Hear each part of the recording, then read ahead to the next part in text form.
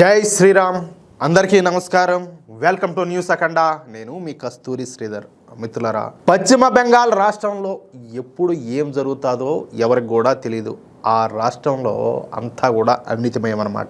ఎక్కడ చూసినా కూడా పేదరికం, నిరుద్యోగం, దరిద్రం అనేది తాండవిస్తూ ఉంటుంది. అసలు ఆ రాష్ట్రంలో స్థానికులు ఎవరో, లేకపోతే బంగ్లాదేశ్ వాళ్ళు ఎవరో, రోహింగ్యా ముస్లింలు ఎవరో ఎవరికి కూడా తెలియదు అనమాట. అంటే అంతా కూడా కలిసిపోయి ఉంటారనమాట. కలిసిపోయి ఉంటారంటే ఆ విధంగా కలిసిపోయి ఉంటారని కాదు, అంతా కలగూర కంప మాదిరి ఉంటారనమాట. అందరూ కూడా సూటిగా చెప్పాలంటే ఈ పశ్చిమ బెంగాల్ రాష్ట్రంలో ఆధిపత్యం చెలాయించేది బంగ్లాదేశ్ నుంచి, అలాగే మయన్మార్ నుంచి వచ్చినటువంటి ముస్లింలే.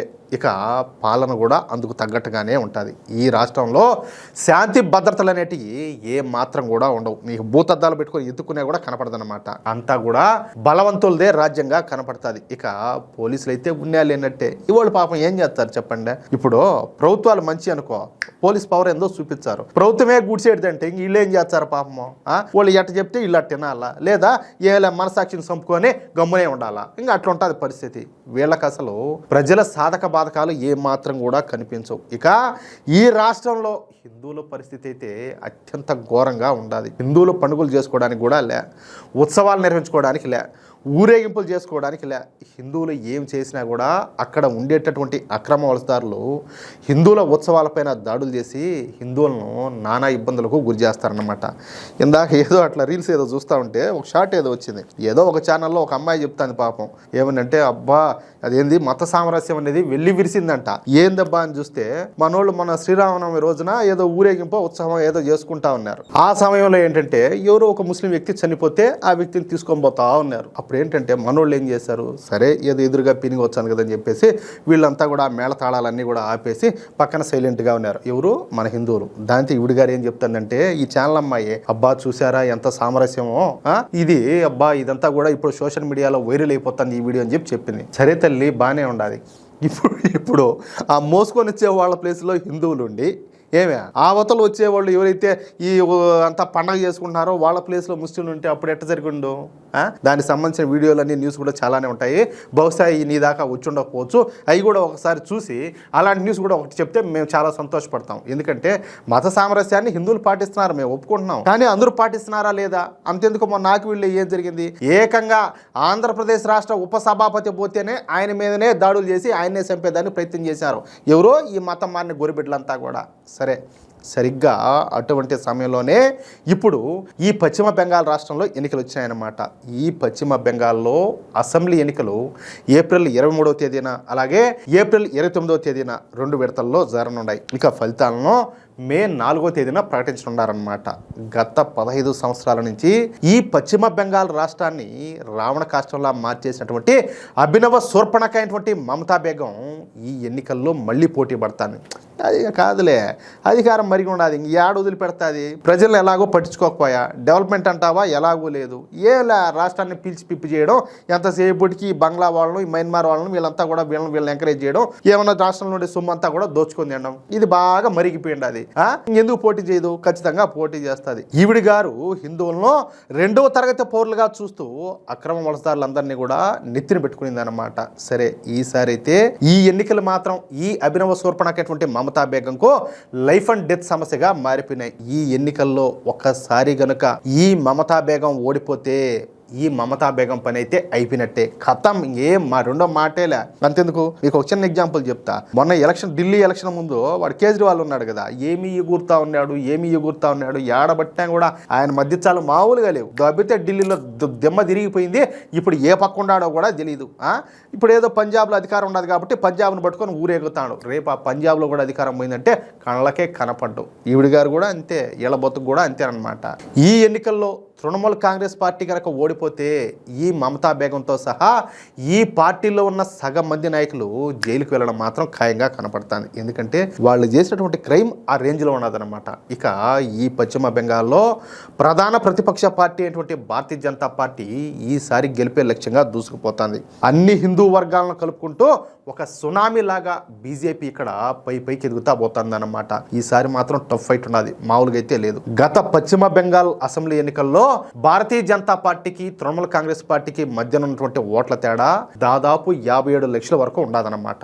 ఆ సమయంలో ఈ బంగ్లాదేశ్ నుంచి అలాగే మయన్మార్ నుంచి వచ్చేటువంటి అక్రమ వలసదారులు పెద్ద ఎత్తున ఈ ఫేక్ ఓట్లన్నీ కూడా వేయడంతో తృణమూల కాంగ్రెస్ పార్టీకి ఆ మెజార్టీ అయితే వచ్చింది. అయితే కేంద్ర ఎన్నికల సంఘం ఈ మధ్యన నిర్వహించినటువంటి సర్వే మూలంగా చాలా వరకు ఈ అక్రమ వలసదారుల ఓట్లు, ఫేక్ ఓట్లు, అలాగే చనిపోయిన వాళ్ళ ఓట్లు అన్ని కూడా తీసేశారనమాట. మొత్తంగా ఇలాంటి ఓట్లన్నీ కలిపి దాదాపుగా 1.2 కోట్ల ఓట్లను కేంద్ర ఎన్నికల సంఘం అయితే తీసేసింది. దీంతో ఈ అభినవ శూర్పణకైనటువంటి మమతా బేగంకి పశ్చిమ బెంగాల్ పైన పట్టు కోల్పోయినట్టయిందనమాట.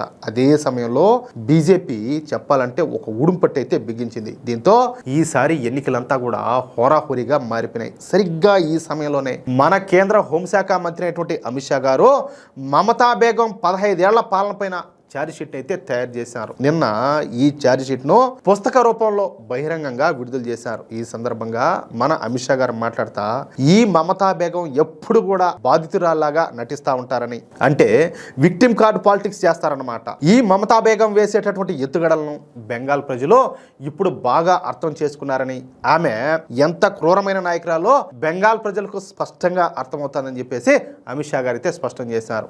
ఈ మమతా బెనర్జీ ఎప్పుడు కూడా ఈ బాధితురాలాగా నటిస్తా ఈ రాజకీయాలన్నీ కూడా చేస్తూ ఉంటుంది. కొన్నిసార్లు ఏమో కాలు ఇరిగినట్టు కట్లు కట్టుకొని వచ్చాదన్నమాట వీల్ చైర్లో, భలే కామెడీగా ఉంటుంది ఏం చేసేదంతా కూడా. ఇంకొన్నిసార్లు ఏమో తల కట్టుకుంటుంది. ఈ రోజు చూసేనేమో దెబ్బ యువతలు తగిలినట్టు చూపించదనమాట, మర్చిపోతారు. రేపు చూసేనేమో ఆ స్టిక్కర్ ఏ వాళ్ళకి వస్తుంది, ఈ వాళ్ళకి కట్టు కడుతుంది.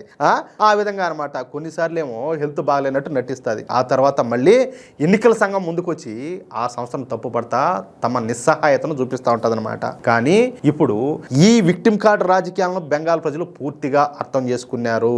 అదే విషయాన్ని ఆమెకి చెప్పడానికే నేను ఇక్కడికి వచ్చానని చెప్పేసి అమిత్ షా గారు మీడియా సమావేశంలో స్పష్టంగా తెలియజేశారు. ఈ తృణమూల కాంగ్రెస్ 15 ఏళ్ల పాలనలో పశ్చిమ బెంగాల్ అన్ని రంగాల్లో కూడా తీవ్రమైనటువంటి వెనుకబాటుకు గురైంది. పశ్చిమ బెంగాల్ ముఖ్యమంత్రి అయినటువంటి ఈ మమతా బెనర్జీ కేవలం ముస్లిం సంతుష్టీకరణ రాజకీయాలు, అవినీతి, అలాగే రాజకీయ హింసనే నమ్ముకునేది. రాజకీయంగా ఎదిగేందుకు అలాగే అధికారాన్ని చేజిక్కించుకునేందుకు అబద్ధాలు అలాగే హింసనే నమ్ముకునేది. దేశంలోకి అక్రమ చొరబాట్లకు ఈ పశ్చిమ బెంగాల్ రాష్ట్రాన్ని ప్రధాన ద్వారంగా మార్చినారంటూ అమిత్ షా గారు ఈ మమతా బేగం పైన తీవ్రమైనటువంటి ఆగ్రహాన్ని వ్యక్తం చేశారు. ఆ అక్రమాలన్నింటికీ బీజేపీ అడ్డుకట్ట వేసి తీర్తాదని చెప్పేసి కుండ బద్దలు కొట్టారనమాట. ఈ మమతా ప్రభుత్వం అన్ని రంగాల్లో కూడా ఘోరంగా విఫలమైందని, ఈ పశ్చిమ బెంగాల్ రాష్ట్ర ఎన్నికలను జాతీయ భద్రత కోసం జరుగుతున్నటువంటి పోరాటంగా ఆయన అయితే అభివర్ణించారు. 15 ఏళ్లుగా రాష్ట్రంలో భయోత్పాతంతో కూడినటువంటి పాలన అయితే సాగింది. ఈ ఎన్నికలు ఆ భయోత్పాతానికి, ఆ విశ్వాసానికి మధ్యన జరుగుతున్నటువంటి పోరాటం. ఈ మమతా సర్కారు యొక్క అసమర్థ పాలన, అవినీతి, రాజకీయ హింస, సంతుష్టీకరణ రాజకీయాలు, అలాగే అక్రమ చొరబాట్లతో పాటు బంగ్లాదేశ్ సరిహద్దు గుండా ఫెన్సింగ్, అలాగే ఓటర్ల జాబితా ప్రక్షాళన కూడా ప్రధాన ప్రచారాంశాలుగా ప్రజల్లోకి వెళ్తామని చెప్పేసి అమిత్ షా గారు ప్రకటించారన్నమాట. బంగ్లాదేశ్ నుంచి పశ్చిమ బెంగాల్ గుండా దేశంలోకి సాగుతున్నటువంటి చొరబాట్లు మన దేశ భద్రతకే సవాలుగా పరిణమిస్తున్నాయని చెప్పేసి అమిత్ షా గారు ఆందోళన అయితే వ్యక్తం చేశారు. అంతే కదా, అస్సాంలో బీజేపీ అధికారంలోకి వచ్చినప్పటి నుంచి ఈ అక్రమ చొరబాట్లకు పూర్తిగా అడ్డుకట్టపడిందని, ప్రస్తుతం చొరబాట్లకు బెంగాల్ ఏకైక మార్గంగా మిగిలిందంటే అది కేవలం ఈ మమతా బేగం చేస్తున్నటువంటి సంతుష్టీకరణ రాజకీయాలే అందుకు కారణమని, వాటి వల్ల వ్యూహాత్మకమైన అలాగే అత్యంత కీలకమైనటువంటి సిలిగురి కారిడార్ భద్రతే పెను ప్రమాదంలో పడిందని, అందుకే ఈ అసెంబ్లీ ఎన్నికలు ఒక బెంగాల్కే కాకుండా దేశమంతటి కూడా చాలా కీలకంగా మారినాయని చెప్పేసి ఆయన చాలా స్పష్టంగా చెప్పినారు. ఒక రకంగా దేశ భద్రతే ఈ ఎన్నికల్లో ముడిపడి ఉండదని చెప్పేసి అమిత్ షా గారు స్పష్టంగా తెలియజేశారు. మొత్తం మీద అయితే ఈ అభినవ శూర్పణకైనటువంటి మమతా బేగంకు అమిత్ షా గారు పశ్చిమ బెంగాల్లో చుక్కలు చూపిస్తున్నారు. అది కూడా పట్టపగలైనా సరే. అది విషయం. మిత్రులారా, పశ్చిమ బెంగాల్ రాజకీయాల్లో అమిత్ షా గారు వేసినటువంటి ఈ ఛార్జ్ షీట్ ఎలాంటి ప్రకంపనలు సృష్టిస్తుందో మీరంతా కూడా చూస్తూనే ఉన్నారు. మరి ఈ మమతా బేగం పాలన పైన అలాగే బెంగాల్లో రాబోయేటటువంటి మార్పులపైన మీ అభిప్రాయం ఏంటో తప్పకుండా కింద కామెంట్ రూపంలో తెలియజేయండి. ఈ వీడియోలోని సమాచారం మీకు నచ్చినట్లయితే వెంటనే లైక్ చేసి మీ మిత్రులకందరూ కూడా షేర్ చేయండి. ఇలాంటి మరిన్ని సంచలన రాజకీయ వార్తలు అలాగే విశ్లేషణ కోసం ఇప్పుడే మన న్యూస్ అఖండ ఛానల్ని సబ్స్క్రైబ్ చేసుకోండి. జై శ్రీరామ్, జై హింద్, భారత్ మాతాకి జై.